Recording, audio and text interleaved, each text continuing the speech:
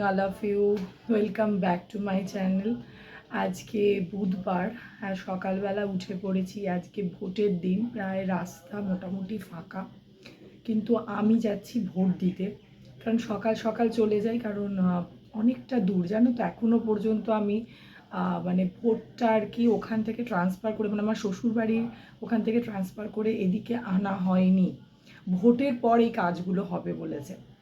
তো এতদিন এত কাজের মধ্যে ছিলাম, এই কাজটা হয়নি এখনো পর্যন্ত, এখনো বাকি আছে। তো যাই, সকাল সকাল গিয়ে ভোটটা দিয়ে আসি। মোটামুটি এখন বাজে প্রায় 7টা। তো ভাবছি একদম ভোরবেলা গিয়েই দিয়ে আসি, কারণ 7টা থেকেই ভোট স্টার্ট হবে। তো যাই, এখন জানি না রাস্তাঘাটে গাড়ি ঘোড়া কিছু পাবো কি পাবো না। বেশ অনেকটা দূর আমার বাড়ি থেকে। তো দেখা যাক, চলো তোমরাও আমার সাথে চলো, দেখি রাস্তাঘাটের কি পরিস্থিতি হয়ে আছে।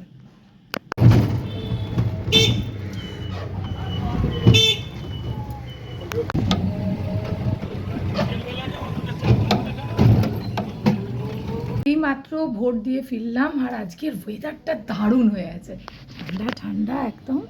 দেখো আজকে খুব ঠান্ডায় ঠান্ডায় আমরা ভোট দিয়ে এলাম। আর এই দেখো, এটা আমার আজকে গাছের অবস্থাগুলো দেখো। এখানে তুলসী গাছ, এইখানে একটা গাছ পুঁতেছি, বীজ লাগিয়েছি আর কি। সেটা যখন হবে তোমাদের সাথে শেয়ার করবো, এখন বলছি না। এ দেখো আমার নাগপঞ্চমী গাছ, নতুন পাতা এসে গেছে। আমি একটু কেটে দিয়েছি আর কি, কিন্তু কেটে দিলে না আরও বেশি ভালো করে বাড়ে।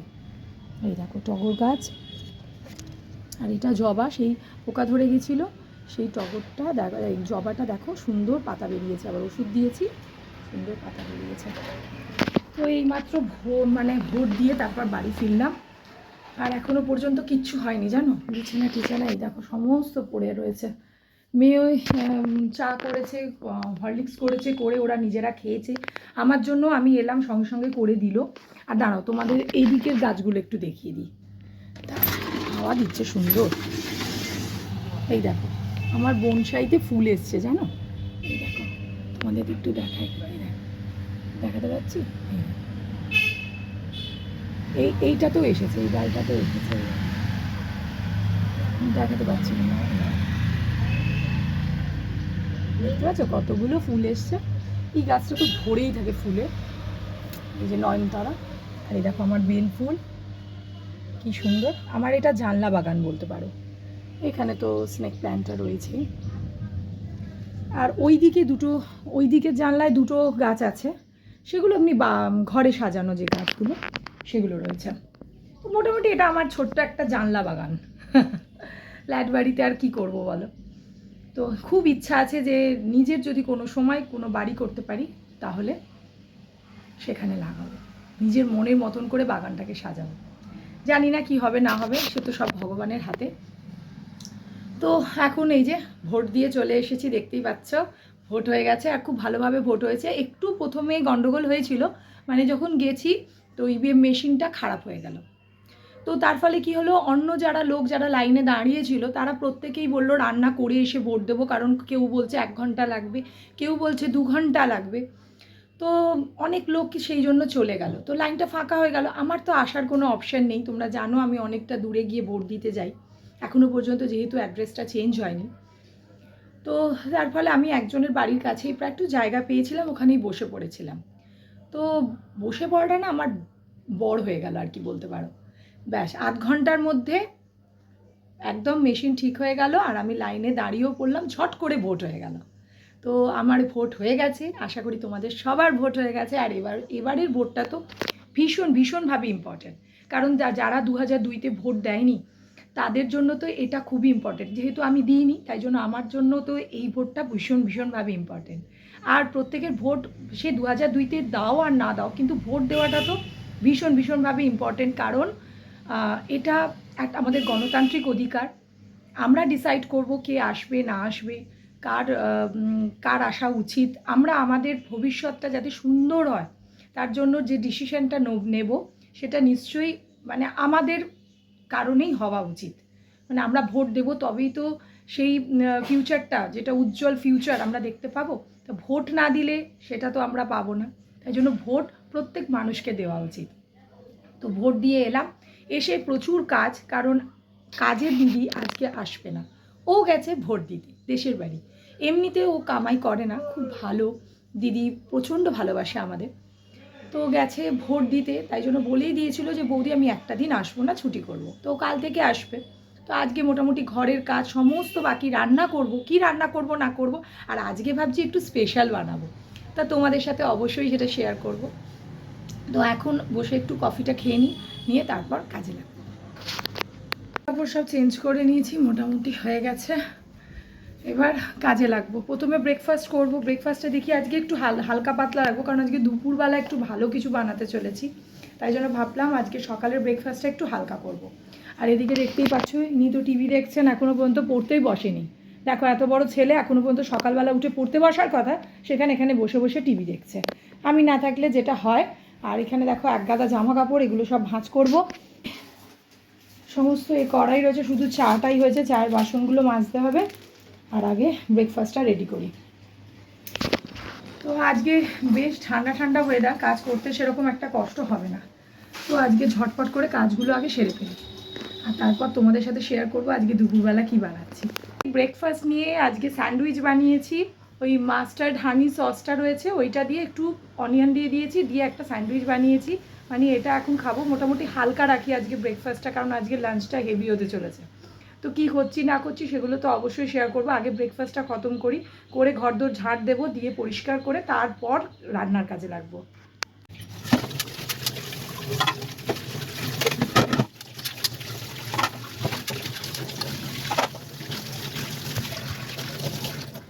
দেখো লেগে পড়েছি ঝাঁট দিতে, কাজের বউ আসুক আর না আসুক, কিন্তু ঘরদোর তো পরিষ্কার করতেই হবে বলো। তাই জন্য আগে ভাবলাম ঘরদোরগুলো পরিষ্কার করে নিই, তারপর রান্নার দিকে যাওয়া যাবে। একবার রান্নার দিকে চলে গেলে না আর দেখবে কোনো কাজ হয় না, সব কাজ পেন্ডিং হয়ে যায়। তাই ভাবলাম আগে এই কাজটা মিটিয়ে নেওয়া যাক, তারপর একদম রান্নার দিকে যাব। আমি চলে এসেছি রান্নাঘরে, আর আজকে একটু স্পেশাল কিছু বানাবো, তোমাদেরকে বলেছিলাম আজকে ছুটির দিন, তো কিছু একটু তো স্পেশাল বানতা হ্যায়। তো ভাবলাম যে আজকে পানির টিক্কা কাবাব করব। আর তার সাথে থাকবে লাচ্ছা। লাচ্ছাটা আমি আউটসোর্স করেছি, কারণ অত সময় নেই। লাচ্ছা আমি বাড়িতে বানাই, আর একদিন যেদিন বানাবো সেদিন তোমাদের সাথে ডেফিনেটলি শেয়ার করব। কিন্তু আজকে সময়টা কম, কেন সকালবেলাটা না অনেকটা সময় ভেবেছিলাম বানাবো বাড়িতে, কিন্তু যেহেতু অনেকটা সময় ওই বুথে কেটে গেল, ভোটের বুথে, তো তার জন্য কী হলো, সময়টা কম হয়ে গেছে। আর এত বেলা করলে বাচ্চারা খেতে দেরি হয়ে যাবে বাচ্চাদের। তাই জন্য ভাবলাম যে না, ওটা আউটসোর্স করে আনিয়ে নেওয়া যাক, আর টিক্কা কাবাবটা বানাই। তাহলে আজকে তো টিক্কা কাবাবের রেসিপি তোমাদের সাথে শেয়ার করব।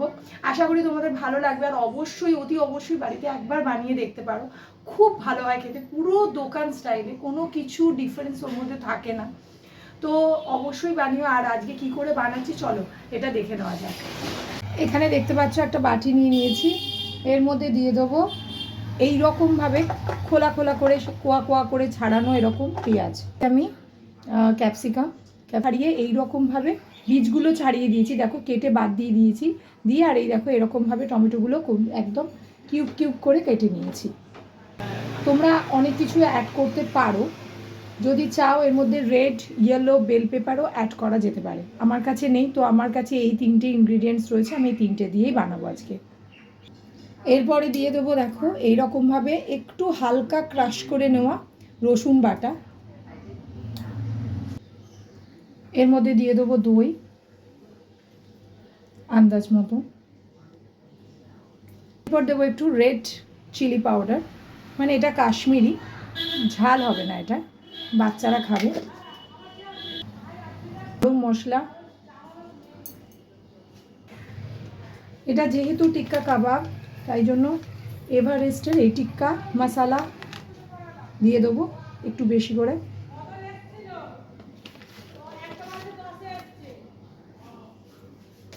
কসুরি মেথি, এটা একটু হাতে ক্রাশ করে দিয়ে দেবো, এতে ফ্লেভারটা খুব ভালো আসে। এরপর দেখো একটা এরকম প্যান বসিয়ে নিয়েছি, তারকা প্যানটা একটু গরম হয়ে গেছে, এর মধ্যে দিয়ে দেবো সর্ষের তেল। গরম হয়ে গেছে, এর মধ্যে তেলটা ঢেলে দেবো,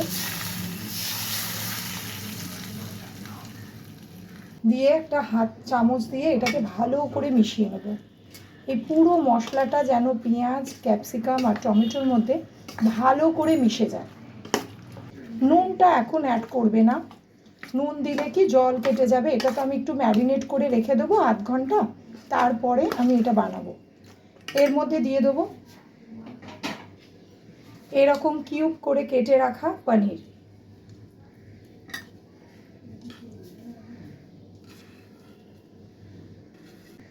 এবার পনিরগুলোকেও এর সাথে ম্যারিনেট করে দেবো।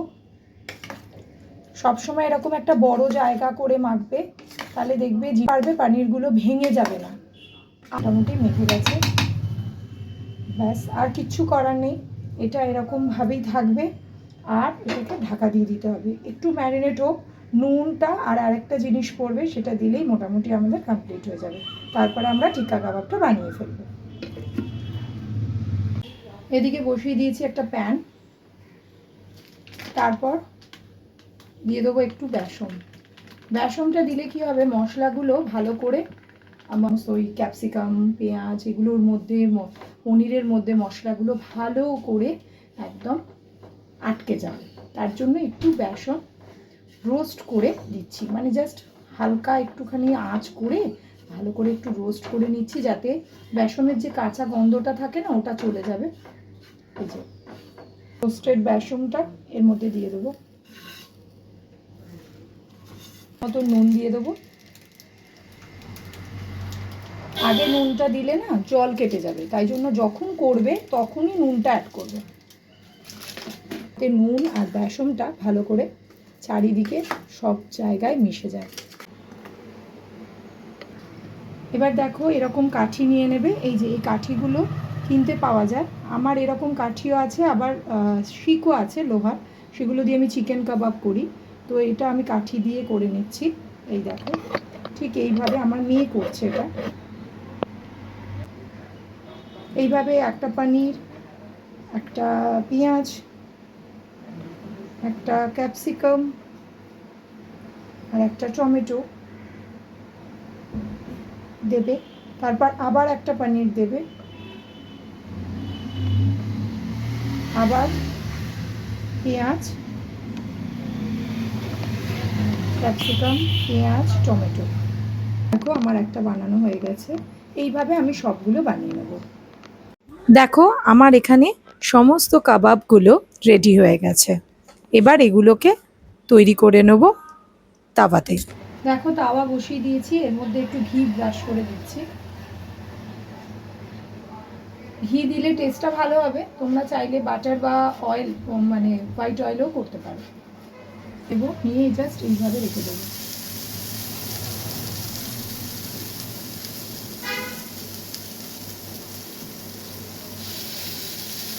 মানে তাওয়াটা বড়, তার জন্য আমার অনেকগুলোই ধরে যাবে। তাওয়ায় করলে টেস্টটাও ভালো আসবে। যে ঘিটা আমি ব্রাশ করে দিচ্ছি ওপর থেকে, যাতে ভালো করে এপিটটা হয়ে যায়। আমি একটু পরে এগুলো ঘুরিয়ে দেবো। আর একটা সুন্দর একটা স্মোকি একটা স্মেল পাওয়া যাচ্ছে, খুব সুন্দর লাগছে। দেখো দেখতেও ইয়ামি ইয়ামি, খেতেও দারুণ। একবার বাড়িতে ট্রাই করে দেখতে পারো, আশা করি তোমাদের ভালো লাগবে। দেখো একদিকটা হয়ে গেলে ঠিক এইভাবে আবার আরেক দিকটা ফ্লিপ করে দেবে। দেখছো একটা কেমন পোড়া পোড়া ভাব এসেছে, জাস্ট এরমভাবে ফ্লিপ করে দেবে। অপোজিট সাইডে তো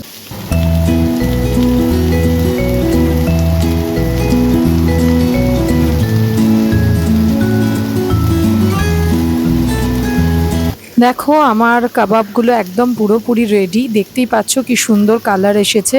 এবার আমি ডিশে এক একটা করে তুলে নেব।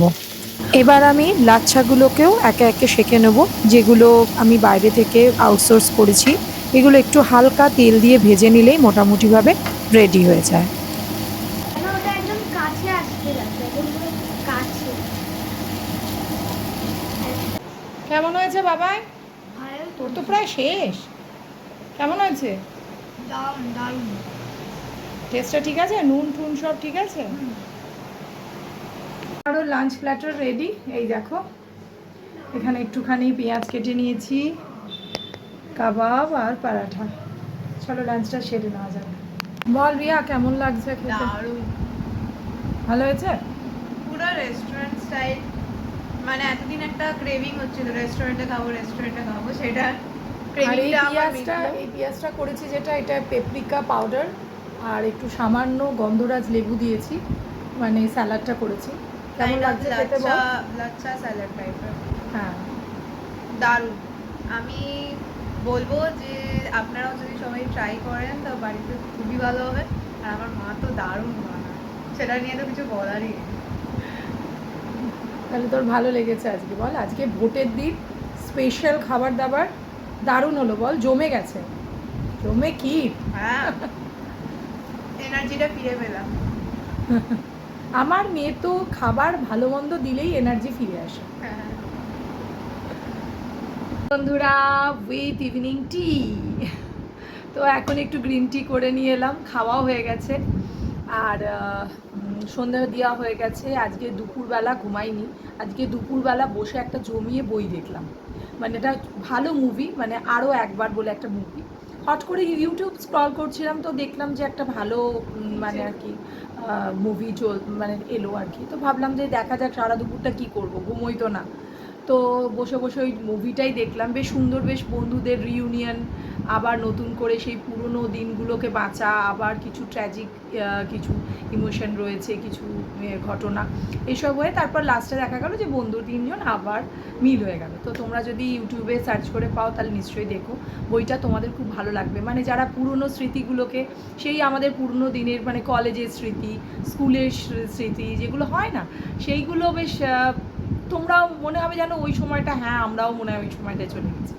তো বেশ ভালো লাগলো, বইটা দেখলাম, দেখে তারপরে সন্ধে দিলাম, দিয়ে চা খেলাম, খেয়ে ভাবছি একটু কোথাও বেরোবো। মানে ইলেকশন তো এখন বেশি দূরে তো যাওয়া যাবে না, আজকে ইলেকশন গেছে এবং গাড়ি ঘোড়ার তো একটা ইস্যু রয়েছে। তো ভাবলাম যে না, বেশি দূর যাবো না, কাছাকাছি একটু ঘুরে চলে আসবো। মানে এই সন্ধেবেলাটা হয় না যে একটু কোথাও বেরোই, ছুটির দিন থাকলে যাওয়া হয়। তো চলো বেরোনো যাক। আর এই দেখো আমার ঠোঁটটা দেখো কিরম ফুলে উঠেছে, দেখেছো? মানে এত ব্যথা হচ্ছে না, মানে সন্ধে হলে না আরও বেড়ে যাচ্ছে জিনিসটা। আজকে দুপুরবেলা তো ভালো করে বেশি করে উপরুলিন দিয়েছিলাম, দেখো এখনো পর্যন্ত সারিনি। জানি না এটা কি থেকে হয়েছে, কোনো পোকা কামড়েছে না কোনো ইনফেকশন বা কোনো মানে থেকে হয়েছে আর কি, বুঝতে পারছি না। অ্যালার্জি ইস্যু কিনা সেটাও বুঝতে পারছি না, কিন্তু অ্যালার্জি তো আমার হয় না বেসিক্যালি। তো এটা কিসের থেকে হয়েছে বুঝতে পারছি না, কিন্তু খুব ব্যথা, জানি না কবে সারবে। তো এখন চলো আমরা বেরোই তিনজনে মিলে। দেখো তিনজনে বেরিয়ে পড়েছি, আর কোথায় এসেছি বলো তো? হ্যাঁ, ঠিক ধরেছ, ফুচকা খেতে, যেটা আমাদের সবার ফেভারিট। ভাবলাম কোথায় আর যাওয়া যায়, একটুখানি মোড়ের দিকে যাই আর একটু ফুচকা খেয়ে আসি। দারুণ ফুচকাটা বানিয়েছিল দাদা, খেয়ে তো একদম মজা এসে গেল। ব্যাস তারপরে আবার বাড়ির পথে। ঘুরে চলে এসেছি, একটু ঘোরাঘুরি হলো, ফুচকা খাওয়া হলো, খুবই মজা লাগলো। মানে যেই দেখেছি মেঘ, বিদ্যুৎ চমকাচ্ছে, মেঘ ডাকছে, সঙ্গে সঙ্গে আমরা বাড়ি পালিয়ে এসেছি। আর এখন এই দেখো আমরা তিনজনে জানলায় বসে আছি, বৃষ্টির আনন্দ নিচ্ছি, বৃষ্টির মজা নিচ্ছি। দেখো বাইরে কি সুন্দর বৃষ্টি পড়ছে, এই যে সেই ছোটোবেলাকার কথাগুলো মনে পড়ছে। এরকম জল জম, এরকম রাস্তায় জল জমতো, আর আমাদের সামনেটা বেশ অনেকটা জায়গা ছিল তো, বাগানের মতো, আমাদের তো বাড়ি ঘরটাতে, তো এরকম বেশ জল জমতো। আর তার মধ্যে আমরা এরকম কাগজের নৌকা করে আর এর মধ্যে ছেড়ে দিতাম, কি মজা লাগতো, বেশ একটু একটু করে চলতো। সেই দিনগুলোর কথা মনে পড়ছে। এখন তো সেই সব দিনগুলো কোথায় হারিয়েই গেছে। বাচ্চারা এখন সেই ফ্ল্যাট বাড়ি, সেইভাবে সেই নৌকো ভাসানো, সেইগুলো তো এখন আর বাচ্চারা পাই না। এসেছি ডিনার নিয়ে, আজকে রুটি আর ওই পানির টিক্কা কাবাব ওটা ছিল, তো ভাবলাম যে একটু রুটি বানিয়ে নিই তাহলেই হয়ে যাবে।